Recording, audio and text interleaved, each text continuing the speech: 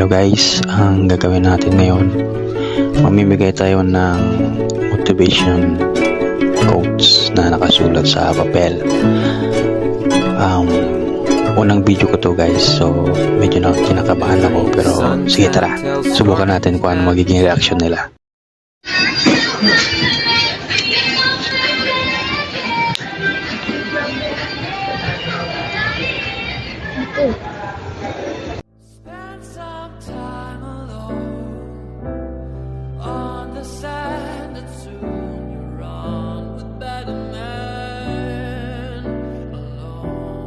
Again.